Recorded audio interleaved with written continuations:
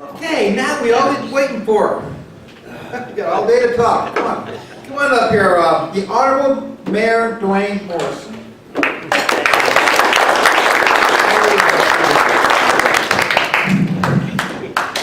Thanks, sir. Appreciate the opportunity to speak to y'all a little bit today. And I've got several canned speeches that I like to give. One of them's on the history of St. Angelo, and then I've got another feel-good speech that I gave to the Tea Party here several weeks ago, and it just talks about the people of our community, and we're a very unique community. But I decided today that I would talk a little bit about what happened in our council meeting yesterday, and I'm glad Lane Carter's here today, one of our council members, because it was a pretty interesting meeting. Before we get into it, though, I want to just say thank you to the Pachyderm and to all of y'all for the support and the concern and the help that y'all have given me for the last 14 years. I was on council for 10 years, and then 3 years ago I ran for mayor. I have always had the support of the Pachyderm, and I'm very, very thankful to you. It's quite an honor for a poor little white boy from the wrong side of the tracks to be elected to the position of mayor of St. Angelo, Texas, and I am honored and I appreciate you so very much. It's been a big trip, been a good trip. I'll be through in May. I'm not running again. Stick a fork in me, I'm done. But it has been a real wonderful trip, and I thank you. We had quite a council meeting yesterday, and I am going to miss it too. I'm going to tell you that. I'm going to miss it like my right arm, but I'm getting too mature for this job. They jump on me now, I jump back. I don't think I can get 12 votes. We had a real interesting meeting yesterday in our city council. And I'm here to tell you that we were able to balance our budget, and we were able to pass a budget. Our fiscal year starts in October and it runs through September 31. We were able to pass a budget yesterday. The budget we passed is a total operating budget of $132,680,159. This is not a small budget. But we were able to pass this budget yesterday, and we were able to do it without raising your taxes. We did not mess with your homestead exemption. We left everything like it was. Our tax rate in St. Angelo is 77.6 cents per $100 valuation. We started in 2006 when it was a dime higher, and we started to lower your tax rate. And we've lowered your tax rate in the city of St. Angelo a dime since 2006. Abilene and Midland raised taxes for this budget year. St. Angelo did not. Now, it's not as if there are not opportunities. We balanced this budget and we adopted this, but we had exactly $322,000 over our budget after we passed it. The problem is that the police want $635,000 of that $322,000. We also have the Obamacare that's going to hit us in January, because our insurance goes from January to December. And our consultants tell us that they say tighten your shoes, because it's going to knock your socks off when you hear and see what this Obamacare is going to do to us. Possibly $1 million? We don't know. St. Angelo is self-insured, but we do have to buy a policy to protect us as a base. And this insurance is through the roof. We froze the salaries to our employees, not even a cost of living allowance this year. And now, when the insurance hits, we're going to have to charge them more for the insurance that they have. So they're actually going to have to pull money out of their pocket to pay their insurance. And it hurts to do this to our employees. We gave them good raises last year. We gave them a fair raise the year before. We also gave our policemen a good raise last year and a good raise the year before. But we have our policemen under a meet and confer arrangement. It's where they sit and talk to the city. They ask for what they want, they make concessions, and the city then approves the things that we were able to approve. However, there is a caveat in the meet and confer that says under state law we have to be able to afford anything we propose to do. This year we cannot afford the $635,000 to give them the raises that they want. The plan is to get our police and our employees up to a 95% of what our sister cities make, meaning Abilene, Odessa, Midland, Wichita Falls. So we take an average, and it is our intent to get them up to 95%. Our police right now are at 92.7% of the 95. This 635,000 would bring them up to the level that they want. We don't have the money. We do not have the money. We need about $1.5 million to $2 million to get where we need to be. We are right now $2.6 million less in our expectations as far as sales tax and the amount of income that the city needs, and we don't have the money.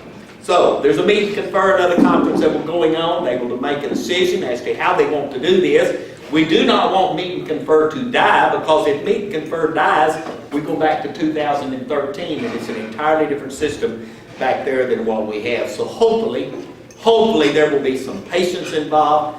Hopefully our policemen will be able to negotiate, give us time. We need some $3 gasoline is what we need. We need that oil price to go up so that we can get some industry back into our city, and we'll be able to afford it. I'm very proud of my police department. They are one of the best in the world. I want to pay them, but I also want to pay my firemen, and I also want to pay that man that's unstopping that sewer line, and the man that's repairing that line, that water line that is broken. All of our employees are important. But I want you to know that we did balance our budget, and we did it with no taxes. I'm not going to leave you there, because that's a negative point. I'm going to tell you some good things that's happening in our city as well. We completed the largest seal coat in our city that we have ever done, about a $5 million project. We completed that. Seal coating, and I will explain, seal coating does not make the road smooth. Seal coating is simply going over the road that we have to protect. It is a preventive maintenance thing. The important thing of seal coating is not the gravel. The important thing of seal coating is the tar. The tar that covers the cracks in a road, and a road that's 1 year old is going to be cracked. The tar covers the cracks. It protects the road from the water that gets into the crack that inevitably will freeze, and when water freezes, it expands, your road blows up, you lose your base, you lose your road, and it becomes to deteriorate. So, we have just completed a $5 million project in crack seal, which is about 1/8 of our city. We are on an 8-year plan to do every road in the city to protect the roads that we have. We also yesterday let a contract to begin work on Martin Luther King. Several months ago, we borrowed some $80 million on a 10-year note. We borrowed this with the intent of taking the major problems that we have in town and rebuilding these streets, building an overlay of these streets and protecting these streets. And this is the first project. We did MLK first because it is the worst, well tied with Bell Street. Also because we had some federal grant money that was going in to help us do this. So we let the contract yesterday. Reese Albert was the low bid. They will be beginning pretty quickly. We're doing infrastructure work. And when MLK is built, it will have walking trails, it will have a bicycle trail, it will have curb and guttering. We're going to mill and overlay half of it, but from, I think it's 7th or 8th Street all the way through 29th, it will be a complete reconstruct. So MLK is on the list. We also are beginning infrastructure work on Bell Street. All the pipes, sewer and water go under Bell Street. We've divided Bell Street into 2 sections. We will be reconstructing Bell, and we will be rebuilding those 2 streets, and then we'll go on to College Hills and Southwest and Southland. There is a list that we will do in this first 10 years. Then we'll take the second bite, borrow money again, and this is the way we plan on solving this $200+ million problem. The auditorium is on track. When they built this thing in 1928, contractors cut corners.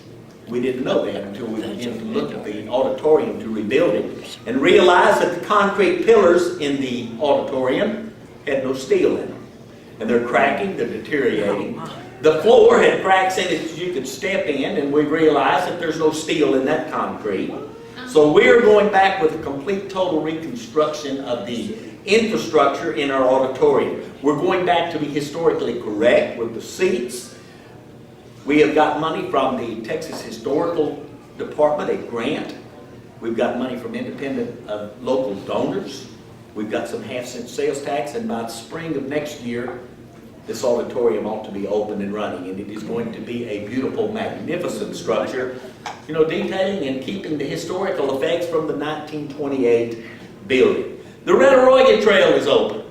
You know, if you've not been on this 4-mile track from Knickerbocker to Sherwood Way, to see the wonderful wide walking trails and the art and the picnic areas and the beauty of the natural beauty of this area, you need to go walking. This was an 80-20 split with the state of Texas and the city of San Angelo, and this is now open after many years. Go on down to our river and look at what we have done in downtown San Angelo with the natural beauty of the Concho River, with the wide walking trails and the lights and the concessions and the new mosque and the miniature golf that we have brought back. One of the most beautiful natural spots in our entire world is right in the heart of San Angelo, Texas. There's a lot of good things going on in our city, and we are working to keep the quality of life, which is what we need to attract our people to get them in. We've got some problems with our budget. They're going to stay until the economy comes back. We're working with the deficit, but I did want you to know, and I thought it was more important to talk to you about the reality of the situation as it is today than it was to give you a speech on the history of San Angelo or a feel-good speech about the people of our community. And really, I guess I'm just about out of time, and that's probably just about all I had to say anyway. Yes, Fred? Mayor, I have a question. Yes, sir. It's about you and being the mayor. What was the best time you ever had as mayor? What was the worst time? I don't know. I have made, the first 2 years that I was mayor, I made some, and my wife kept up with it, I made some 1,500 appearances. And I think in this last 2 years I'm going to beat that. But I have tried to be at every function that I have been asked to come to. And really, I don't know that any of them are any better. I guess if I were to tell you, though, it would be reading some birthday announcements I've read birthday announcements for 3 women that had their 100th birthday.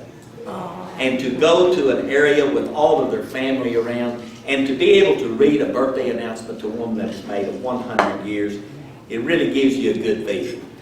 I went to a deal here not long ago. It was the 50th year anniversary for an Alzheimer's patient in one of the springs out here. Had I known that, I wouldn't have gone, because my daddy spent his last 4 years in an Alzheimer's unit. But to go in and to read a 50th anniversary, and of course the woman knew what was going on, and all of the kids and the family, the poor old man, I knew right where he was, because I watched my daddy go through that same phase. He didn't know what was going on, but the family did. And it just kind of gives you a warm feeling. I've been cussed in every language. Thankfully, being from Lakeview, I know what every one of the cuss words mean. I can remember back before May 14, I was cussed because it didn't rain, and in May 14, when it rained, I got 6 calls cussing me because their house was underwater. So there's no way you can win in this job. I've been blamed for everything but the invasion of Poland, and that could happen before I came. It's been the greatest job ever, though. It has been the very greatest job that I have ever had, and I've loved every minute of it. I've loved every minute of it, but there's no good times, there's no bad times. They're all good. Good. Yes, sir. On the repairs for Bell Street, are they going to run from Pulliam to Paint Rock Road, or do you have something No, there? they go further than that. We're going to go from, I think they're going to start at the bridge. Don't quote me on this, but I think it's going to start at the north end of the bridge and go all the way out, because we've got bad roads all around. But it's going to be in 2 sections, because that's such a long road. And you know, the sewer farm is out east of town. So every one of the sewer lines in the country runs right under Bell Street going to the farm. Plus, we have all of the major water lines that come out of the water plant, and they run across Bell. So there's some major infrastructure work that must be done on Bell before we can begin the paving. It's in 2 sections. Yes, sir. Speaking of Bell Street, there is a portion that was redone years ago. I can think of 2 of them were redone. Okay, then you have enough intelligence to leave that part alone. I am Tear up the hoping. whole, okay. I am hoping. Now, that's why I think it's starting on the north end of the bridge and going. Right, yeah, because the south end. We don't wanna do it again. Redone. No. Yes, ma'am. Mayor, with all due respect, about the property taxes, because our appraisals keep going up, and as a council, the rate wasn't lowered to offset those increases, you kept the rate the same, but it is still passing on property tax increases. And I meant to talk about that, and I just forgot it. We don't do property appraisals. That is the state. The state sets your rates. And you know, that brings another point that we need to all be aware of. There is a real push in Austin to take away the local appraisal boards and to do all of the appraisals from Austin, Texas. If that happens, that's going to be the worst thing that could happen to the city. That's right. At least with our local appraisal board, they are mandated by Austin to go out and to raise these appraisals. We have nothing to do with that, except we are able to point people to the appraisal board. And I know, I get these appraisal notices too. My house has gone up the last 5 years. Every year it goes up, just like everyone. That's the state of Texas that's pushing something that the city has absolutely nothing to do with. All we can do is set the rates per $100 of evaluation. I realize the city doesn't do the appraisals, but still, you set the rate, so you do have some feedback into that, into what we pay in taxes. But had we not lowered the taxes from 10 cents from 87 to 77, you would be paying 10 cents more per $100 valuation had we not lowered it, and we did lower it. And I always hear people say, San Angelo's got the highest tax rate in the state, and we do have a high tax rate. But Abilene has a tax on top of the property tax. Midland has the property tax, they have a downtown tax, and they have a college tax. And when you put all of these taxes, realize how closely they are. So, we've done what we could to keep the taxes as low as we could. We've tightened our belt like every household in this city has done, because we're all dealing with budget problems. And we did not go up on your taxes. Great. Anybody else have a question? Yes, ma'am. I don't have a question. I just want to tell you that though you may not be the mayor or choose to run for office, you can always be an entertainer. I think you're the most entertaining person we've ever had in that job. And Tricia. I do love my job. I will admit that. I do love my Well, job. we thank you very much. Thank you, ma'am. I'll tell you, Dwain. Master Yes, fully talk. Yes, ma'am. With the construction that's planned for College Hills, Yes, ma'am. are they just gonna smooth the road out, or are they gonna take care of the flooding? I think there's probably going to be some reconstruction in that area. We haven't got into that yet, ma'am. We just know that it is on the list for this first 10 years. Okay. But I don't think just a mill and overlay or a repaving will do any good. I think it's going to take some It's gonna reconstruction. take a lot. Thank y'all much. I appreciate it.